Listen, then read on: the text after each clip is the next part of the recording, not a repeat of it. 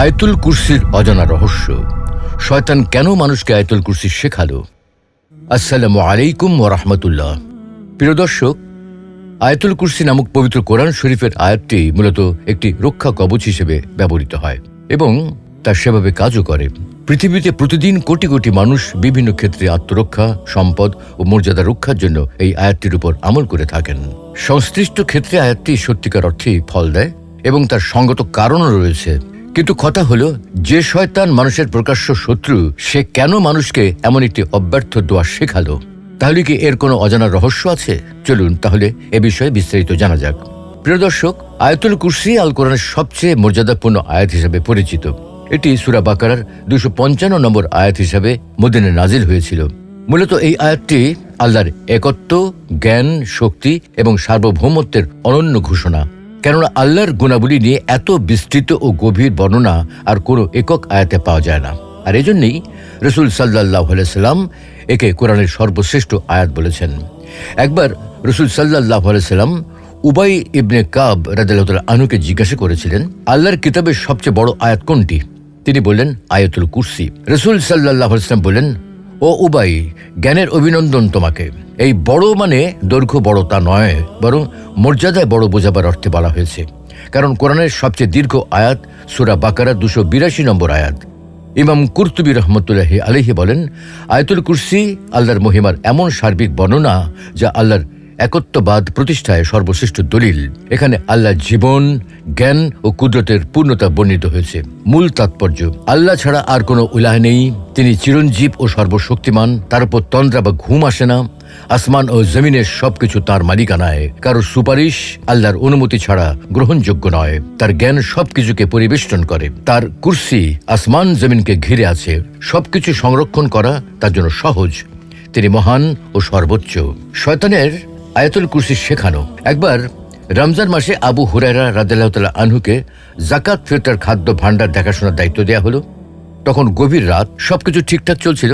এমন সময় দেখলেন এক ব্যক্তি এসে মুঠো ভরে ভরে খাদ্যদ্রব্য চুরি করছে। আবু হুরায়রা তাকে ধরে ফেললেন। এরপর বললেন, তোমাকে অবশ্যই নবীজির কাছে নিয়ে যাব।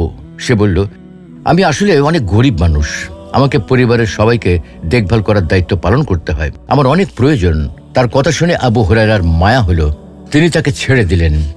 সকালে নবীজি সাল্লাল্লাহু আলাইহি ওয়াসাল্লামের কাছে গেলে নবীজি বললেন, আবু হুরায়রা, গত রাতে তোমার বন্দী কেমন আচরণ করেছে? অথচ আবু হুরায়রা তাকে কিছু বলেননি। তিনি নিজ থেকে জিজ্ঞেস করলেন।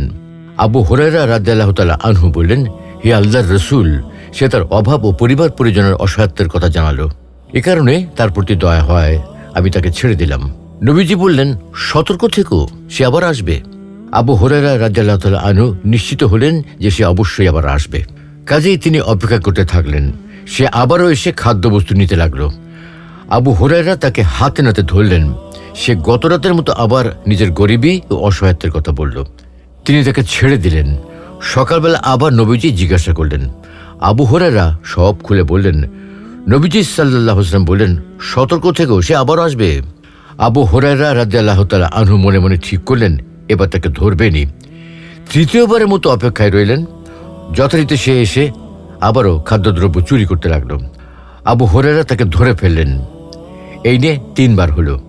এবার তোমাকে নবীজির কাছে হাজির করবই। ফিরে আসবো না বলেও তুমি আবার ফিরে এসেছো। সে বলল, তুমি আমাকে ছেড়ে দাও। আমি তোমাকে এমন কিছু শব্দ শিখিয়ে দেব যার কারণে আল্লাহ তোমার কল্যাণ করবেন। আবু হুরায়রা বললেন, সেগুলো কি? সে বলল, যখন তুমি ঘুমানোর জন্য বিছানা যাবে তখন আয়াতুল কুরসি অর্থাৎ আল্লাহু লা ইলাহা ইল্লা হুয়াল হাইয়ুল কাইয়ুম এই আয়াতের শুরু থেকে শেষ পর্যন্ত পড়বে। তাহলে তোমার জন্য আল্লাহর পক্ষ থেকে একজন রক্ষক নিযুক্ত হবে। সকাল পর্যন্ত তোমার কাছে শয়তান আসতে পারবে না। সাহাবীগণ যে কোনো জিনিসের চেয়ে কল্যাণের প্রতি বেশি আগ্রহী ছিলেন। আর এই কারণেই আবু হুরায়রা রাদিয়াল্লাহু তাআলা আনহু তাকে ছেড়ে দিলেন। সকালে যখন নবীজির কাছে গেলেন, তিনি জিজ্ঞাসা করলেন, তোমার বন্দী কেমন আচরণ করেছে? আবু হুরায়রা তখন আগের রাতে যা ঘটেছে সব বললেন।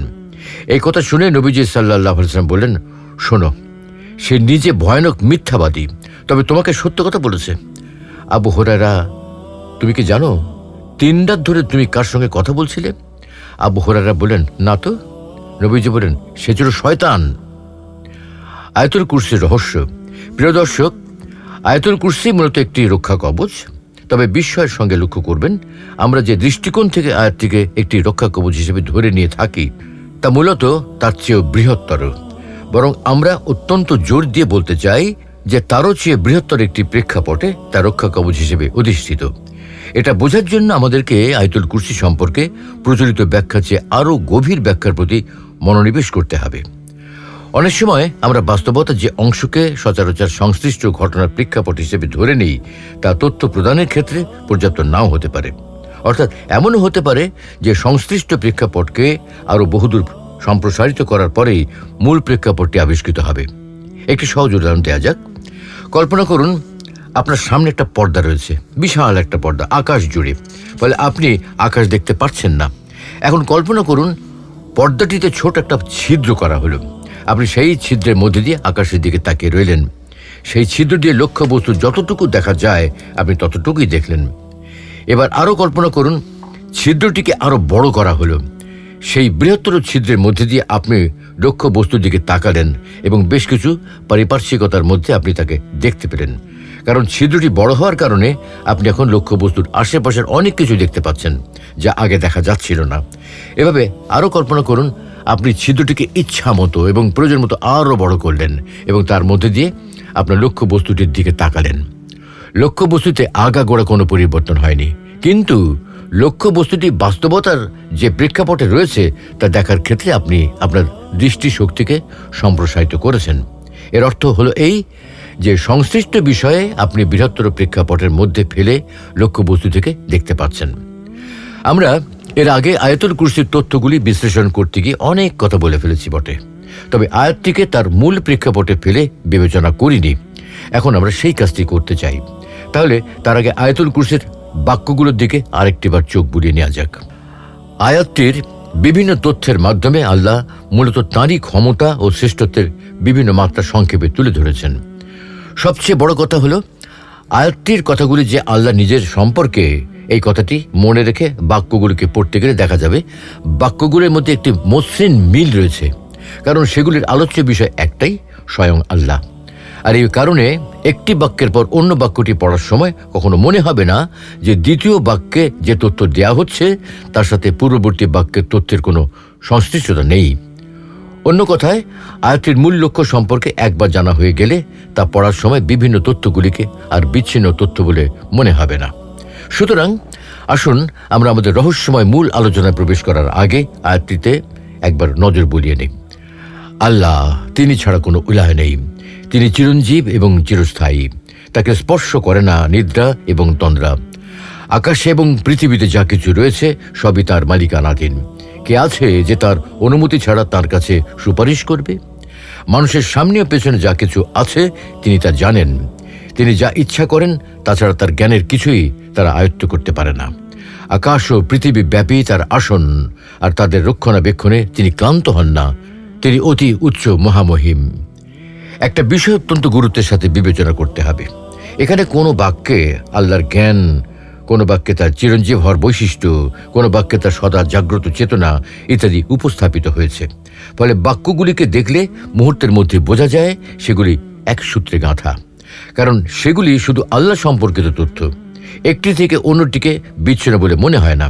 কিন্তু আমরা বিশ্বের সঙ্গে লক্ষ্য করি 5 নম্বর বাক্যটির তথ্যটি আল্লাহ সম্পর্কিত তথ্য হওয়া সত্ত্বেও অর্থের দিকে তাকালে সেই দৃষ্টিকোণ থেকে বোঝা যায় যে এই বাক্যটি এমন একটি তথ্য উপস্থাপন করছে যে একটু আলাদা।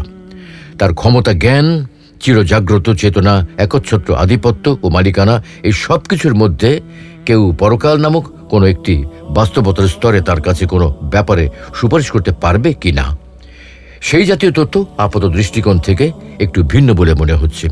অর্থাৎ আমরা অনুমান করতে পারছি ভিতরকার বাক্যগুলির সাথে এই প্রসঙ্গের যতটা মিল তার চেয়ে বেশি মিল রয়েছে আয়াতুল কুরসির বাইরের কোনো বাক্যের সাথে। মজার বিষয় হলো এই বাক্যটিতেই লুকিয়ে রয়েছে আয়াতুল কুরসির প্রেক্ষাপটের ইঙ্গিত। সেই প্রেক্ষাপটে আয়াতুল কুরসিকে স্থাপন করতে গিয়েই আল্লাহ তাআলা আয়াতটির অন্যান্য বাক্যে নিজের সম্পর্কে এই তথ্যগুলো দিয়েছেন। কল্পনা করুন এই আয়াতটির বাক্যগুলি এবং এর পূর্ববর্তী এবং পরবর্তী অনেক আয়াত একত্রে লিখিত রয়েছে এমন একটি কাগজের দিকে তাকিয়ে আছেন। এখন কল্পনা করুন সেই কাগজটি এবং তার উপরে যে লেখাগুলো রয়েছে তা আপনি দেখতে পাচ্ছেন না, কারণ তার উপর একটা পর্দা রয়েছে। কিন্তু যতই পর্দা থাক না কেন আমাদেরকে তো আয়াতটি পড়তে হবে। সুতরাং কল্পনা করুন, পর্দাটি যে অংশটি কেটে ছিদ্র করে ফেললে তার পেছনে আয়াতটি দেখা যাবে, সেই অংশটি কেটে ফেলা হলো। ব্যাস, এবার আমরা পর্দার এই কাটা অংশের মধ্যে দিয়ে তার পেছনে স্থাপিত কাগজের উপর আয়াতুল কুরসি লেখা দেখতে পাচ্ছি। আমরা দেখতে পাচ্ছি আয়াতটির মধ্যে 6 নম্বর দ্বারা চিহ্নিত বাক্যটিতে সুপারিশ করার প্রসঙ্গটির উল্লেখ রয়েছে। তো এবার আসুন আমরা আয়াতটির আরও সম্প্রসারিত প্রেক্ষাপটের দিকে তাকাই। কিভাবে তা সম্ভব? আমাদের পদ্ধতি অনুযায়ী কাজটি অত্যন্ত সহজ। পর্দাটির একটি বিশেষ জায়গায় আপনি একটি 4 কোণা ছিদ্র তৈরি করেছেন। এবার আসুন ছিদ্রটিকে উপরের দিকে আরো বড় করি, অর্থাৎ উপরের দিক থেকে আরো কিছু অংশ কেটে ফেলে দিই। তাতে কি হবে? তাতে আয়াতুল কুরসির উপরে যে আয়াতটি রয়েছে তা আমাদের চোখে পড়বে। তাহলে সেই আয়াতটির পড়া যাক। হে মুমিনগণ, আমি তোমাদেরকে যে রিজিক দিয়েছি তা হতে ব্যয় করো। সেদিন আসার পূর্বে যেদিন থাকবে না কোনো বেচাকেনা, কোনো বন্ধুত্ব এবং কোনো সুপারিশ, আর কাফেররাই হলো জালিম। সুপ্রিয় দর্শক, এবার বিস্মিত হওয়ার জন্য অপেক্ষা করুন। নিশ্চয় লক্ষ্য করেছেন আয়াতুল কুরসির আগেকার এই আয়াতটিতে সেই দিনের কথা বলা হয়েছে যেদিন সন্তান পিতামাতার দিকে তাকাবে না, ভাই ভাইয়ের দিকে তাকাবে না, স্ত্রী স্বামীর দিকে বা স্বামী স্ত্রীর দিকেও তাকাবে না। অর্থাৎ সেই দিন কিছু বিশেষ ব্যক্তি অন্যদের জন্য সুপারিশ করতে পারবেন, নবী রাসূলগণ এবং আল্লাহর সান্নিধ্যপ্রাপ্ত ব্যক্তিবর্গ। কিন্তু আল্লাহর অনুমতি তথা সান্নিধ্যপ্রাপ্ত নয় এমন কোনো ব্যক্তি সেদিন কারো পক্ষেই কোনো সুপারিশ করতে পারবে না। মানুষের জন্ম থেকে মৃত্যু পর্যন্ত, পৃথিবীর শুরু থেকে শেষ পর্যন্ত, অজ্ঞতা থেকে বিজ্ঞানের সমাপ্তি পর্যন্ত যাবতীয় বাহ্যিক ও অভ্যন্তরীণ কর্মকাণ্ড এবং গতিবিধি এসে ফলাফলের সম্মুখীন হবে এই দিনে। সুতরাং মানুষের জন্য সবচেয়ে বড় রক্ষা কবচের প্রয়োজন হবে এই দিনেই। সেদিন কোনো লেনদেন থাকবে না, থাকবে না কোনো বেচাকেনা, ঘুষ, দুর্নীতি, উৎকোচ প্রদান, বিনিময় প্রথা, ভ্রাতৃত্ব, রক্তের টান। শুধু থাকবে সত্যের প্রতি অন্তরের বিশুদ্ধ নিবেদনের ফল এবং কর্মের মাধ্যমে যা যতটুকু পরিমাণে প্রবাহিত হতে পেরেছে তার ফল। ফলে আমাদের অধিকাংশ ব্যক্তির জন্য সেই দিন মহামানবগণের কারো কারো পক্ষ থেকে সুপারিশের প্রয়োজন হবে। কিন্তু সেই সুপারিশ যেমন কেউ করার যোগ্যতা ও অধিকার রাখে না, তেমনি সবাই সেই সুপারিশ পাবারও যোগ্যতা রাখে না। আয়াতুল কুরসির ঠিক আগের আয়াতে বিচার দিনের মহা সংকটময় পরিস্থিতির উল্লেখ করে আল্লাহ তাআলা এই তথ্য প্রকাশ করে রেখেছেন যে সেদিন তার অনুমতি ছাড়া কেউই অন্য কারোর জন্য সুপারিশ করতে পারবে না। জন্ম, মৃত্যু এবং সর্বোপরি যাবতীয় বস্তু জগতের ধ্বংস পেরিয়ে, অর্থাৎ সাময়িক অস্তিত্বের অস্থায়ী পর্দা পেরিয়ে সবাইকে সেই মহাসময়ের প্রেক্ষাপটে হাজির হতে হবে। সেই বাস্তবতাকে ধারণ ও লালন করার মতো একটাই মাত্র শক্তি তখন অস্তিত্বশীল থাকবে, স্বয়ং আল্লাহর দয়া ও লালনকারী শক্তি। সুতরাং এই জগতে দৃশ্যমান বা অনুমানকৃত কোনো শক্তি এই মহাধ্বংসের দেয়াল পার হয়ে সেই পর্যন্ত পৌঁছাতে পারবে না। তাহলে এর অর্থ কি দাঁড়াচ্ছে? আমরা এর আগে দেখেছিলাম আমাদের ক্লান্তি, তন্দ্রা, নিদ্রা, অজ্ঞতা ইত্যাদির ওপারে, এমনকি আমাদের মৃত্যু এবং গোটা জগতের অস্তিত্ব বিনাশের উপরে চির অস্তিত্বময় সদা জাগ্রত যে শক্তি রয়েছেন, তিনি যেমন আগে ছিলেন, এখন আছেন এবং ভবিষ্যতেও থাকবেন, চিরকাল থাকবেন। তেমনি এই দৃশ্যমান জগতের মায়ার পর্দার আড়ালেও চিরজাগ্রত অবস্থায় রয়েছেন। অর্থাৎ আমরা যদি কল্পনা করি এই মুহূর্তে জগতের সবকিছু ধ্বংসপ্রাপ্ত হয়ে গেছে, তাহলে আমরা অনুমান করতে পারি শুধু অস্তিত্বশীল রয়েছেন স্বয়ং আল্লাহ। বিচার দিনে মহাবাস্তবতার সময় এই আল্লাহই তো হতে পারেন আমাদের একমাত্র কাণ্ডারি। তাই তো আমরা যেন জীবদ্দশাতেই সেই মহা সংকটময় দিনে আত্মরক্ষা করার জন্য জগতের এই মূল চালিকা শক্তির সাথে একাত্ম হয়ে থাকতে পারি এবং তাকে অবলম্বন হিসেবে গ্রহণ করি। সেজন্য তিনি আয়াতুল কুরসির আগের আয়াতে সেই ভয়ঙ্কর দিনের প্রতি ইঙ্গিত করার সাথে সাথে তার পরবর্তী আয়াতে অর্থাৎ আয়াতুল কুরসিতে তার অবিনশ্বর কিছু বৈশিষ্ট্য উপস্থাপন করেছেন। মূলত আয়াতুল কুরসি প্রকাশের মৌলিক উদ্দেশ্য হল বিচার দিনের ধ্বংস অতিক্রম করার জন্য সৃষ্টির মূল শক্তিকে আঁকড়ে ধরার পথ দেখানো। আমরা যদিও আয়াতটিকে দৈনন্দিন জীবনের ছোটখাটো বিষয়ে আত্মরক্ষার জন্য ব্যবহার করি, তবুও আয়াতটির মূল লক্ষ্য তা নয়। কিন্তু আমরা আয়াতুল কুরসির মূল প্রেক্ষাপটকে মনে না রেখে তাকে কেবল ক্ষুদ্র স্বার্থ হাসিল করার জন্য ব্যবহার করি। তার ফল আমরা পাই বটে, তবে মহাসত্যের প্রতি আর নজর দেওয়া হয়ে ওঠে না। আর এই কারণেই আল্লাহ আগে ভাগেই আমাদেরকে জীবদ্দশাতেই তার সঙ্গে সফলভাবে ব্যবসা করার জন্য উপদেশ দিচ্ছেন। সেই দিনের মহাশাস্তি থেকে আত্মরক্ষার জন্য তিনি আমাদেরকে দান সাদাকার মতো মহান কাজে ব্রতী হতে বলেছেন। তিনি আমাদের প্রত্যেককে সেই দিন আসার আগেই সাধ্য অনুযায়ী ভালো কাজে ব্যয় করতে বলেছেন, কারণ আজকের এই ব্যয় হবে সেদিনের সঞ্চয়। সেই মহাসংকটময় দিনের রক্ষা কবচ হল বর্তমান সময়ের দান সাদাকা। আল্লাহ রাব্বুল আলামিন আমাদের সকলকে দান সাদাকার মাধ্যমে পরকালের সঞ্চয় গড়ে তোলা এবং নিয়মিত আয়াতুল কুরসি পাঠের মাধ্যমে আল্লাহর সান্নিধ্য লাভের তৌফিক দান করুন, আমিন।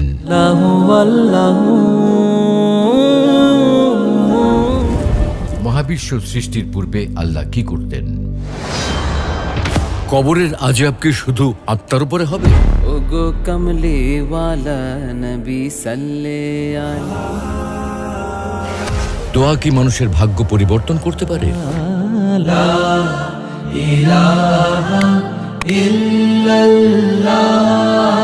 কোরআন ও হাদিসের আলোকে জীবন গড়ুন, ইসলাম অ্যান্ড লাইফের সাথেই থাকুন।